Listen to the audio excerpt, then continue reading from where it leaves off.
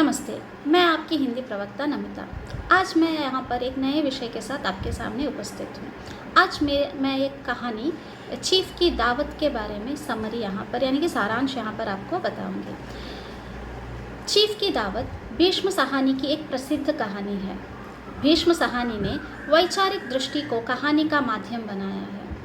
वे मध्यम वर्गीय परिवारों का अंतरंग चित्र बहुत प्रभावी ढंग से प्रस्तुत करते हैं। प्रस्तुत कहानी चीफ की दावत ऐसे ही मध्यम वर्ग की कहानी है जिसमें जो है श्यामनाथ नामक एक व्यक्ति के बारे में यहाँ पर सबसे पहले बताया गया है।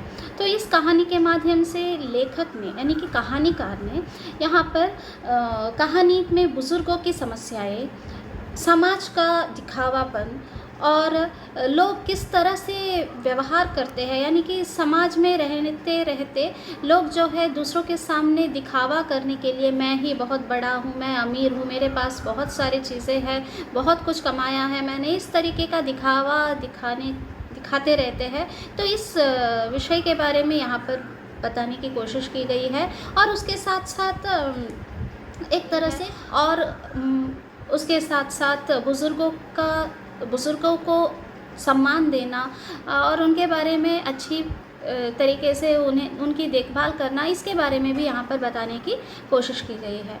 तो कहानी इस तरह से शुरू होती है कि श्यामनाथ जो अपनी तरक्की के लिए अपने चीफ की नज़रों में अपने जीवन की दिखावेपन को प्रस्तुत करना चाहता है। ऐसी स्थिति में उसे अपनी बूढ़ी माँ भी अपनी तरक्की में रुकावट नज़र आने लगती है।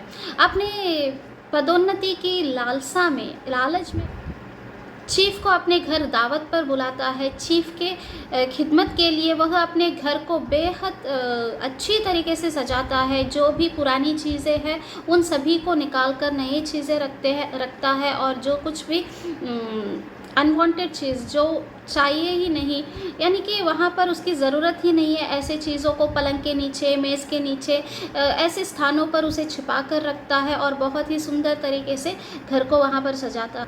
चीफ को अपने घर दावत पर बुलाता है। चीफ के खिदमत के लिए वह अपने घर को बेहद अच्छी तरीके से सजाता है। जो भी पुरानी चीज़ें हैं उन सभी को निकाल कर नई चीज़ें रखता है और जो कुछ भी अनवांटेड चीज़ जो चाहिए ही नहीं, यानी कि वहाँ पर उसकी ज़रूरत ही नहीं है, ऐसे चीज़ों को पलंग के नीचे, मेज़ के नीचे, ऐसे स्थानों पर उसे छिपा कर रखता है और बहुत ही सुंदर तरीके से घर को वहाँ पर सजाता है।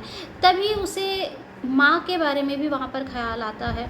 उसकी नज़रों में माँ भी जो है एक पुरानी चीज़ है जिसकी अब कोई ज़रूरत नहीं है, ऐसी बातें उसके दिमाग में है यहाँ पर। तो अपनी माँ का भी कुछ ना कुछ व्यवस्था करना चाहिए, ऐसा वो सोचता है। तभी उसके ख्याल में आता है कि उसे जो है उनकी सहेली के घर में भेज दूँ, जब भी चीफ आएंगे तब उन्हें उनके सहेली के घर भेज दूँ, ऐसा वो सोचता है।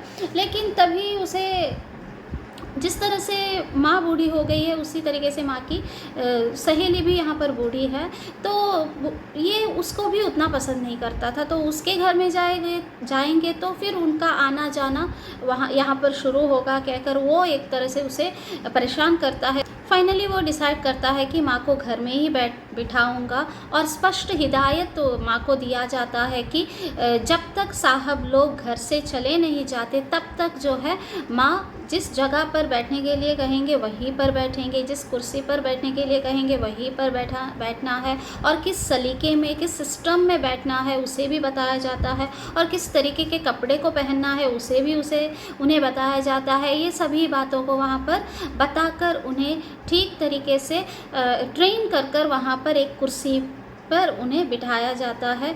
बिठाकर उन्हें साफ साफ ये भी बताते हैं कि कभी भी वहाँ पर सोना नहीं है, क्योंकि सोते वक्त माँ खर्राटे लेती है, जो खर्राटे की आवाज़ जो है उनके चीफ को पसंद नहीं आएगी, इस तरह से वो यहाँ पर सोचते हैं।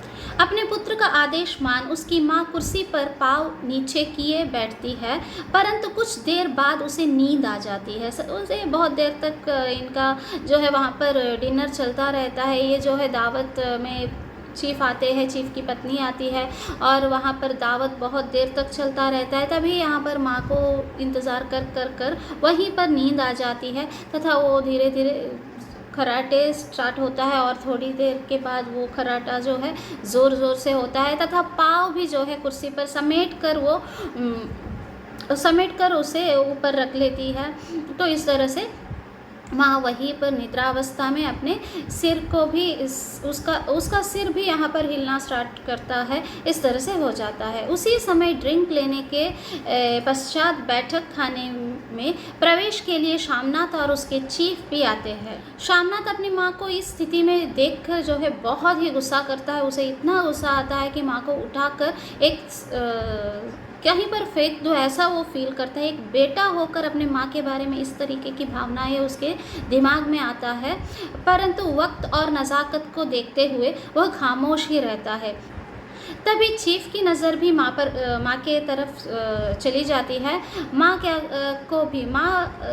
अच्छे गहरी नींद में थी, लेकिन इनकी पाँव के आहट के कारण वहाँ पर माँ को भी निद्रा वहाँ पर भंग हो जाता है। वो भी वहाँ पर उठ जाती है तथा अचानक वह खड़ी हो जाती है।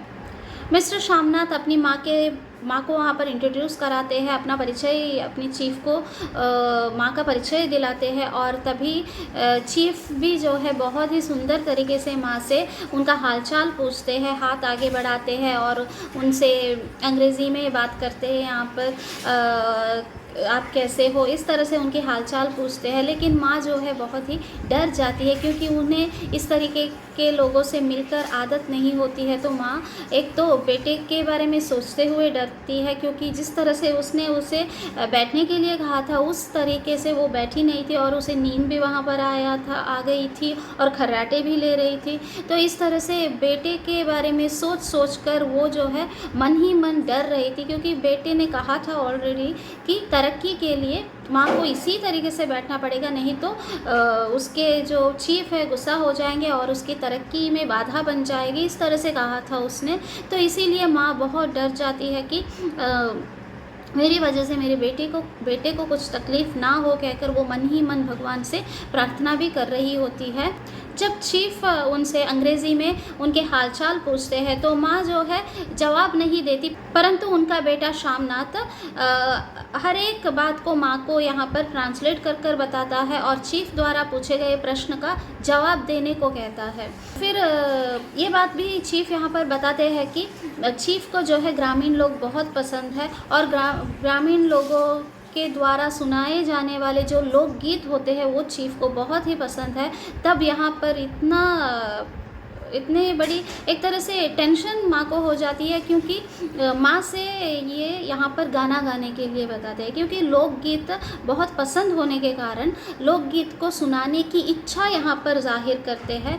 तब यहाँ पर माँ और भी परेशान हो जाती है और जो भी उसे आता है बेटे के रिक्वेस्ट करने पर, बेटे के बताने के लिए कारण माँ को जो कुछ भी आता है वहाँ पर वो बेटे के लिए गाना गाती है। इससे चीफ बहुत ही खुश हो जाते हैं।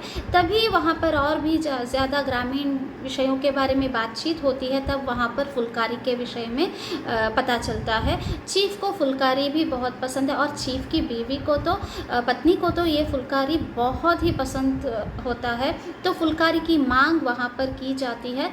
तब जो भी पुरानी फुलकारी ऑलरेडी बनाई हुई है, थोड़े बहुत यहाँ वहाँ से फटे हुए हैं, उसे माँ लाकर दिखाती है। चीफ की पत्नी उसे देखकर बहुत खुश होती है और उसे बनवाने के लिए वहाँ पर आग्रह करते हैं। जब चीफ आग्रह करते हैं तो ये तो ऑलरेडी तरक्की के लिए ही चीफ को बुलाया था इसने, तो माँ की वजह से कुछ प्रॉब्लम ना हो कहकर ये क्या करता है, माँ से रिक्वेस्ट करता है। रिक्वेस्ट करने की तरह वहाँ पर बातें करता है और माँ से कहता है कि चीफ के लिए एक फुलकारी बना दो कहकर बताते हैं। लेकिन माँ यहाँ पर सबसे पहले मना करती है, क्योंकि इसकी आँखों की रोशनी यहाँ पर कम हो गई है, ठीक से दिखाई नहीं देता, धुंधली हो गई है। उसके बावजूद भी यहाँ पर शामनाथ उसे समझता नहीं है। शामनाथ जो है अपने चीफ से माँ इसे बना देगी कहकर बताते हैं और चीफ जो है बहुत खुश होकर जब ये बनाएगी तब हमें बुलाओ, हम भी इसे देखना चाहते हैं कैसे बनाते हैं कहकर बताते हैं और वहाँ से बहुत खुश होकर घर से चले जाते हैं। और वहाँ पर जो लोग भी आए थे वो सभी लोग यहाँ पर बहुत ही खुश हो जाते हैं और यहाँ से चले जाते हैं। शामनाथ बहुत खुश होकर वापस आता है और माँ को बहुत ही कसकर यहाँ पर पकड़ता है और चीफ तुम्हारी वजह से बहुत खुशी से यहाँ से चले गए हैं कहकर बताते हैं। तो माँ को भी बहुत खुशी होती है क्योंकि माँ ऑलरेडी कमरे में जाकर आंखों में आंसू भरकर बेटे के मनोकामना के बारे में यानी कि बेटे के अच्छे की ख्वाहिश करते हुए भगवान से यहाँ पर प्रार्थना कर रही थी, बेटे को कुछ प्रॉब्लम ना हो कहकर यहाँ पर प्रार्थना कर रही थी।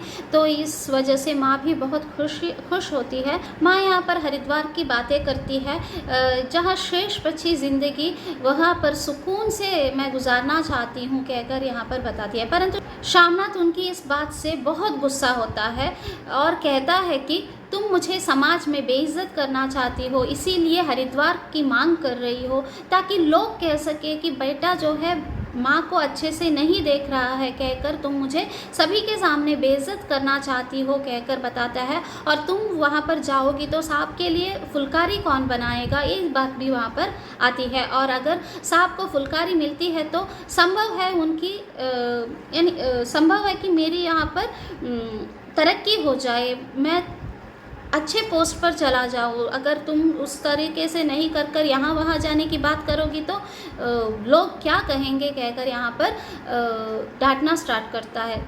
माँ बेटे की तरक्की के लिए अगर मेरी वजह से बेटे को तरक्की मिलती है तो अच्छा है कहकर खुश होती है वो। और खुश होकर वो क्या कहती है कि बेटे से फुलकारी बनाने के लिए तैयार हूँ कहकर बताती है। अपनी आंखें कमज़ोर होने के बावजूद भी मुझसे जितना हो सके उतना मैं करूँगी कहकर वो बताती है और अपने बेटे के उज्जवल भविष्य की कामना करने लगती है।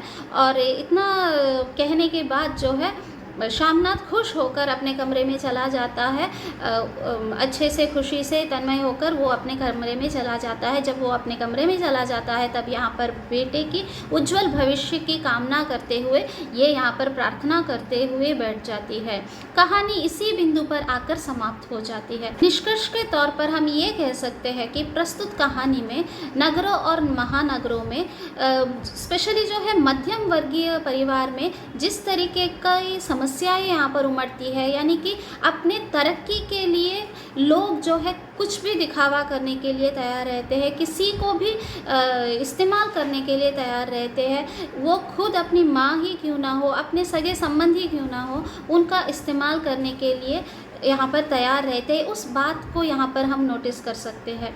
ये जो है आज के समाज का यही एक विडंबना है, एक तरीके से ये गलत भी कह सकते हैं, लेकिन गलत है पता होने के बावजूद भी लोग आजकल इस तरीके से करते हैं, चाहे वो अपने क्यों ना हो, उनको एक तरह से उनका उपयोग कर छोड़ने की तरह यहाँ पर हो रहा है।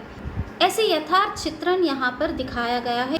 लेखक ने स्वस्थ परंपरा और पारिवारिक संबंधों के महत्व को स्वीकार किया है। अन्य नए कहानीकार जहाँ माँ बाप और सगे संबंधी को उपेक्षा की दृष्टि से देखते हैं, वह भीष्म साहनी ने संबंधों के महत्व को स्वीकार किया है। अंततः इस कहानी में लेखक ने माँ को पुरानी परंपरा का एक प्रतीक भी माना है। इस तरह से कहकर मैं इस समरी को, इस सारांश को यहीं पर ख़त्म करती हूँ। अगर इससे रिलेटेड कुछ भी प्रश्न है तो आप मुझसे पूछ सकते हैं। नमस्कार।